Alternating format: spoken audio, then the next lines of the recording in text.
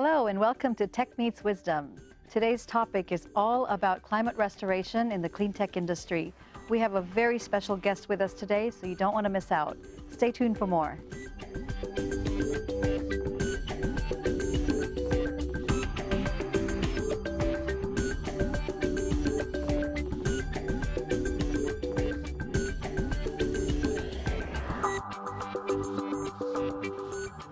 Hi, Jim. Welcome to the show. It's such a pleasure to have you here. Oh, hi, Geeta. I'm glad to be here, and this is my first TV interview, so be kind. Be kind. Okay, I'll try. All right. I'll try. So, you know, you're an innovator. You're an engineer, entrepreneur. You've had so many different kinds of experiences in the tech industry, and you've been around a while. And tell us more about it. You're DAC City, DAC City. What is that? What does that stand for? Well, you say I've been around for a while. Yeah, I have. And I've been in the Bay Area about 30 years, working in Silicon Valley on a lot of different projects. Some of those projects have been very difficult. Some have been very easy. But over the years, I've worked for at least 14 startups. Wow, 14 startups. Yeah, yes. And what we've just created this year, actually DAC City just got created this year, and it's only, we incorporated it last month. But we did build the first DAC machine in September and showed it at the What does DAC stand for? DAC. Oh, DAC? It's direct air capture. Direct air capture. So is it capturing the air? No, but it's funny. It's one of those marketing buzzwords that they've thrown out there just recently, and it's becoming a big word in the climate restoration world. And direct air capture means that we're capturing a greenhouse gas like CO2, and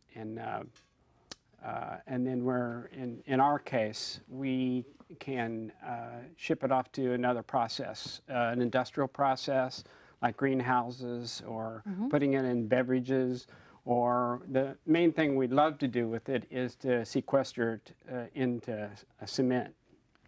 That's crazy amazing. Yeah. Because I don't even understand that part of it. I mean, and I'm sure some of the viewers, they're probably wondering, how does that even work? So I think we have a picture of a prototype, your prototype that you have. So maybe we'll probably have that up in a minute. But if you can explain what happens once the CO2 is taken out of the air, then there's a prototype. We have it up now. Okay. And if you can explain what exactly that is. Well, this is the unit that we showed at a climate summit in San Francisco last September. And we wanted to build a machine, the very first machine that was at this kind of size and capability. And we were just trying to demonstrate to people that we can do something about restoring the climate. And the way that in that picture, the way that works is there's a material that has a chemical resin in it that's very sticky to CO2. Okay. And as the material stays in the air, it captures CO2. And then as it goes through the rollers, it's rolled into a chamber underneath. It's that big white thing. Yeah, underneath. I think we have a little clip that we can probably show up there too right now. Yeah, okay, great. Well, that's a 360 view of the machine, and that the yellow fabric up above holds the sorbent that captures the CO2, and then it's rolled through those rollers down into that white tub underneath, and we hit it with either temperature or pressure or moisture, and it causes CO2 to come out of the fabric. And then as it goes out of the machine, we can use it in various ways. We can use it in an industrial process, such as greenhouses, or we can use the CO2 to make rock to be sequestered in cement. That's phenomenal. So you can actually increase how many plants are grown. Oh well, with the CO2 in the greenhouse, it can increase the growth 50 to 100%. in greenhouses. Wow. It's a big thing for So if the farmers across the country, they had this technology, we could have a lot more organic foods and... Absolutely. Well, what we found out in our customer discovery is that they want it. And the only way they can get it now is through fossil fuel, like a propane tank or something. You burn propane, CO2 comes off of that process, and then they'll ship their propane-made CO2 or carbon dioxide into the greenhouse. Is that the propane, is that what most people usually have when they go camping and things like that? That's what they're doing. So with this process that you have, so could regular people use it as well, or is this is an industrial Well, it's an product? industrial thing. So I'm not sure what people would do with the CO2 other Well, than... I was trying to, if they're usually, people are filling up that propane tanks, you know, to go and cook their foods and things like that. Oh, okay. And if there's another invention that you have coming up. The thing it would do for people is attract mosquitoes if you took that camping with you. So okay. Because the CO2, that's what attracts mosquitoes. Okay. So, well, this is great. It's good to understand and learn about all of this process, right? Because so another thing is that you said about the cement. That's tell us more about that. Well, the Blue Planet makes a process that takes CO2 and they make rock with it, and then they embed it into cement. And they were the first to come and ask us to build this machine, and their process was shown also at the Climate Summit. Wow, that's really exciting. So where do you see the future of this technology, what you've created? This is your prototype that we just saw on screen. And where is it right now? And what do you see in the future? I know it's a big question, but maybe where is it right now? Like, are you reaching out to different industries, or what are you doing with that? Well, we're short on funding for using the CO2 into cement right now, because there's no gain of doing that other than to sequester CO2 out of the air.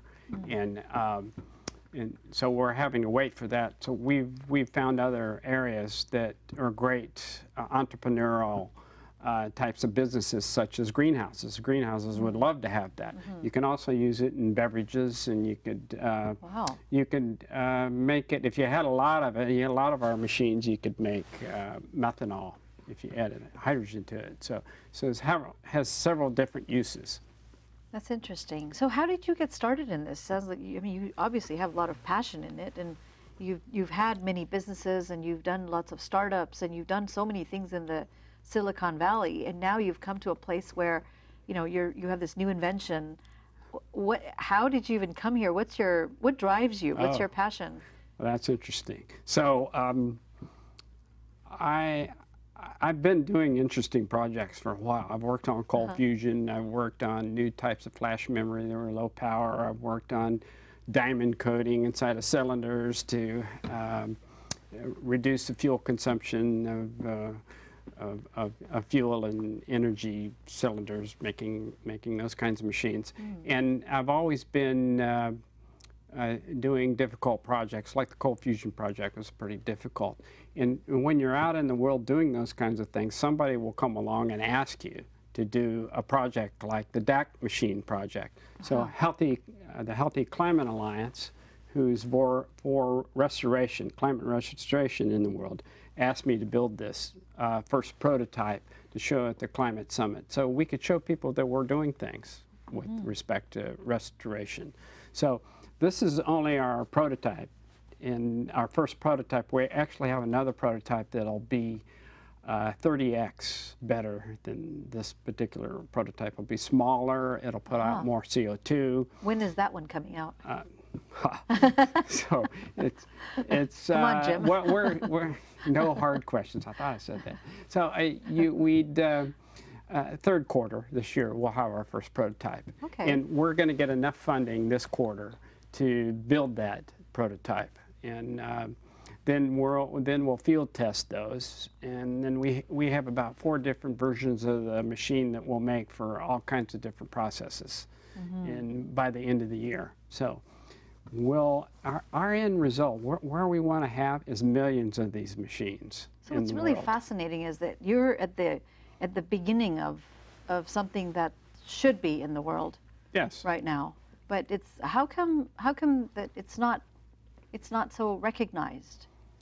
Well, the thing is, we have a lot of focus on emissions right now. We want to cut down our emissions. We want to go to zero emissions of carbon dioxide in the air. Yes, that's what you hear because that's causing a lot of warming. And but really, when we look at it, after we've done that, we still have all the carbon dioxide left in the air. So we really need to start removing that, and we should start as fast as we can. So, so what do you think it takes to help people understand that? Because I think, do you think it's the lack of understanding, or people are, because people are definitely interested in more consciousness and sustainability and saving the planet. You know, you hear all these words, right? Yes. Well, DAC's becoming a known word in the climate restoration area. And then we're doing things like this TV show. And you'll see more of us as we start to tell the world. But if we start selling machines into the greenhouse industry, and then we start making machines for Blue Planet and the companies like Blue Planet, that people will see that, and it's as part of the climate Healthy Climate Alliance. That's their job, is to tell the world about all of this stuff. Our job as engineers and entrepreneurs is make the things. So that's what we're doing. Well, that's fascinating. And what do you think is the future of this now that, you know, you've just started out? Is it gaining momentum? Yes, it has. So there's other companies that build DAC systems on a plant size, huge. They suffer from the fact that they take a lot of energy to run, and they're not mobile, and they're not as mobile as the thing. We're building a smaller machine that's scalable, but we'll eventually, our technology will eventually get us to a larger scale. Well, that's wonderful. Well, I just want to shift the conversation a little bit. There are many people watching, and maybe they're aspire to be in the same industry as you, but they don't know where to get started. And you've been a mentor. You've been you're a genius in many ways, in your own ways, and you're in the industry. What kind of advice can you give them? Oh, another hard question. Okay. Well, doing these kinds of things. So follow your passion that you have. We get passionate about things in our life, and what we do is talk about it. We talk about it. We talk about what we're going to do, and there's a place where you get into action, and what keeps you out of doing that is, well, it's a couple of things. An opportunity first. The second part is it's unknown. You really don't know how to do it. Well, what we're doing at DAC City is acknowledging that there's things we don't know how to do. We're just working it out and going into the unknown. So it's like jumping off a cliff, kind of. So it's entrepreneurship is such that you have to take risks, and you have to go beyond the known into the unknown. And I think that's where a lot of people get scared. They don't want to, they don't know how to even get started. So what you're saying is to just get in action. Yeah. And ask questions, possibly. You could, so I'm part of the Clean Tech Open. And I started, and it got started in Palo Alto 10 years ago. The Clean Tech Open does a competition for people who have ideas. And if you go to the Clean Tech Open, you can not only come up with an idea, but you could join a team. So lots of people want to get involved with clean tech, and they just don't know how to do it. So find a team. You had done that. You had done that. I did that. So I did. So I met the guys that started the California Clean Tech competition in 2007, and they were cowboys, wild guys that decided, okay, let's do this competition with all the MIT guys. And it went so well, they decided to open it up. And now it's a countrywide organization. And I joined a team, and we got second place. And then I joined 2 other teams. And then after that, I started mentoring teams. So now I've been in the Clean Tech Open for about 8, 9, 10 years, and I'm still an approved mentor. And I'll get a couple of companies this year. But Yeah. that's a good place to start, is an accelerator that's into clean tech equipment and things like that. So. Oh, that's great advice. So for somebody watching, you could definitely just take action, get involved, Yeah. go get yourself involved. Yeah, because a lot of, especially young people now, they just have these phenomenal ideas, and they do get into action. But I think it's sometimes it's the guidance that's lacking, or it's, you know, they get lost. There's too much out there. Yes. Confusion. Right. You know, so that it's like, how do you mentor them in that? Well, generally how everybody starts is through a listen and express themselves about how they want to do this thing. And then the next stage is another stage of that conversation. And that stage, it's a lot of work, so you forget. And what helps you get through that stage is lots of support. So you make promises to your entire community. Whoever thought of doing that? Yeah, like so, getting on TV and saying things, getting right? on TV and promising something in the third quarter. Yes. Yeah, that will happen. And so once you get to that stage, and then there's another stage after that where you may have enough funding, or it's like 10 mounts of energy into the project and 1 out. And after a while, you get through that, and then the next phase got 5 and 5, and eventually, if like for instance, when we get to selling hundreds of thousands of these DACs for greenhouses and for other types of industries, we'll have a flood. And the flood is what you really want, is lots of people will be buying those machines. So you don't mean it's like a real flood, you mean the floods of people coming in. Yeah, floods of people and orders and things like that. It's a crisis. Yes. Yeah, having a good crisis. I've been in startups like that. Like, oh my God, it's a tsunami of orders coming in. Well, yeah. Yeah, that's it. That's exciting. So, you know, in entrepreneurship, one of the things is that, and I'm asking this because you are a mentor and you've got such a great insight. I mean, you've probably seen the industry change over so many times, and the different kinds of innovations and technology and communication, all of that happening. So when someone, well, the problem now is that many times people will go out looking for funding, or they go out and look for young people in the startup industry, and they're looking for ways to fit in, you know, and they get discouraged. Yes. Because it's just, they get so many no's, or nobody's listening to them, and they try hard, they stay up all night. What can you tell them? Well, so this is my 3rd startup where I was a CEO, and I gave up a few times. So I have electrical engineering degree, and I know software and all that kind of stuff. I can get a job, but I just want to make it work. I mean, I wanted. Look. It's either get it done or get out of the way kind of thing for me. So, yeah. So it's having a courage and having a courageous spirit that nothing's going to stop you. If you want to do something, and you have determination, you have focus, and there's a goal that you're going towards, don't let anything discourage you. Well, you said that much better than I did. So, so that's great.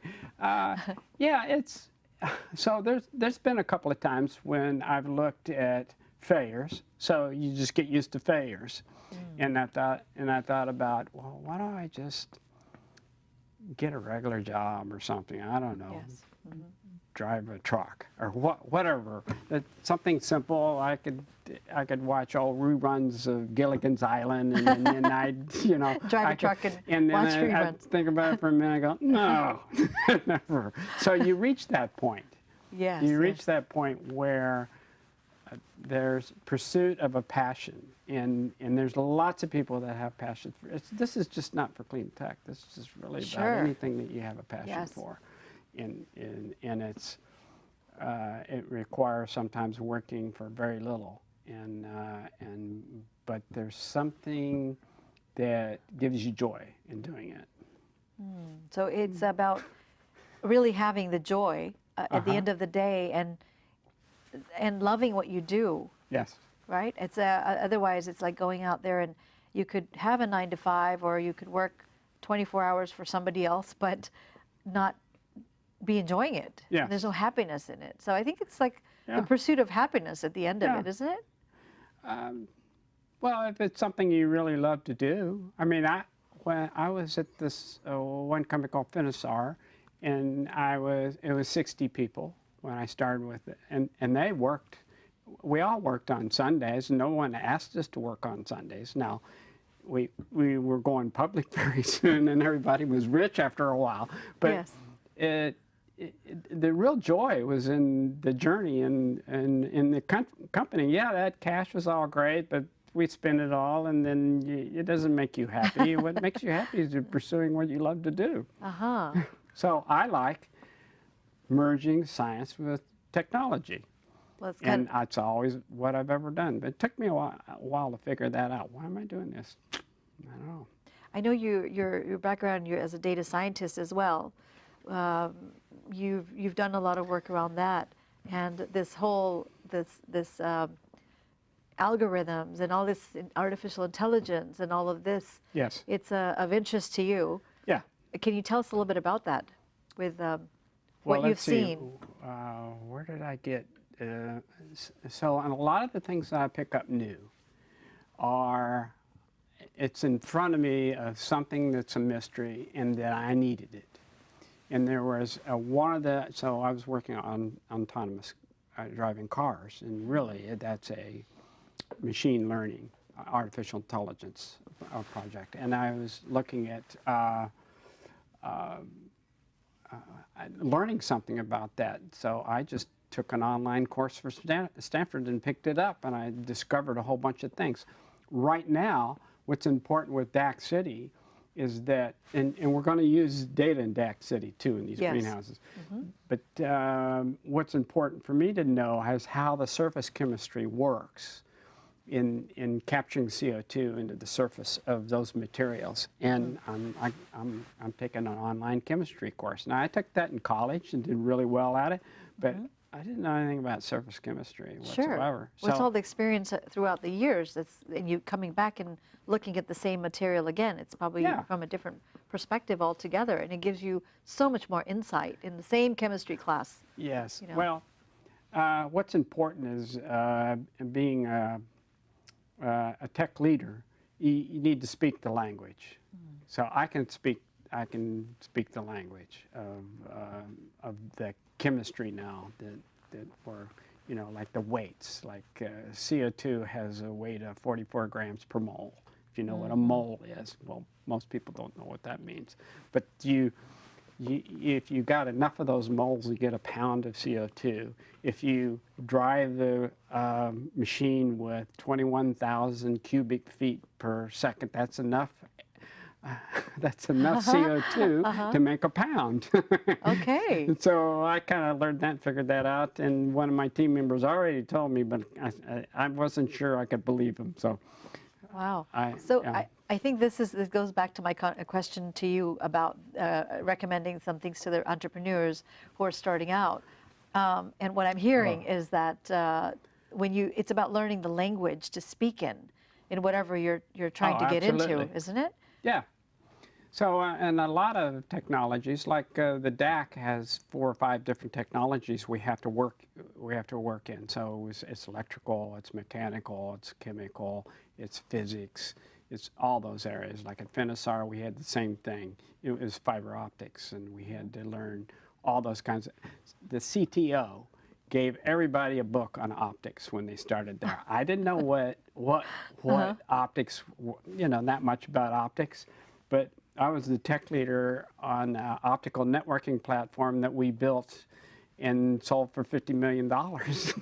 Wow. And I didn't know that much about optics, but at the end I had patents. You were well versed. You had patents. I had patents. Yeah, I think that from all of what you're saying, what I'm picking up is that, you know, it's very important to understand the language, to speak to the person or people or community that you have that speak in a particular way. Because if you can't communicate with that audience in that way, then perhaps your wonderful ideas, and it just remains a mystery. Yes. And it never really gets put out there. Well, yeah, well, if it's alien to someone else, you have to explain it. And then you have to explain it in a way that makes sense. So what I found is that many times, you know, when I have a passion towards something, and it looks like I have to go and learn a new industry or a new language in a way that, you know, I don't understand so much, but I don't want to spend so many hours in it. So it's probably an indication that it's not for me. Would that be right? Well, is that a good measurement? What drives it is your commitment to your project or whatever you're passionate for. And it may, I mean, who loves accounting? Okay, but if you can't do your accounting for your business, you're toast. Matter of fact, that's what happens in a lot of startups. Yeah. There's lots of things, or what you do, you learn to do, if you just learn some language, then you can hire somebody. If you can talk to the new person you've got, then you got to hire the right person. If you don't know that language and you hire them, you're in deep trouble. Rolling dice. Okay, great. Wonderful. Well, you know, this has been such an amazing time with you, Jim, and thank you so much for being here and sharing all of this wonderful wisdom, and also telling us about the direct air capture technology that many people would be interested in knowing about. What is it that you want to tell the world? Well, I definitely need funding. When you have funding for your startup, it goes like a jet. And I mean, I know you want something more profound than that, like, oh yeah, you follow your dreams and whatever, there's joy involved, but yeah. We're running out of time, but thank you so much for joining us, Jim, and it's really such a pleasure to have you. And for the people watching, if you know, what they should do is go to our website and visit more, and visit us and learn more about all of this, and Jim as well. Thank you. Thank you. Yeah.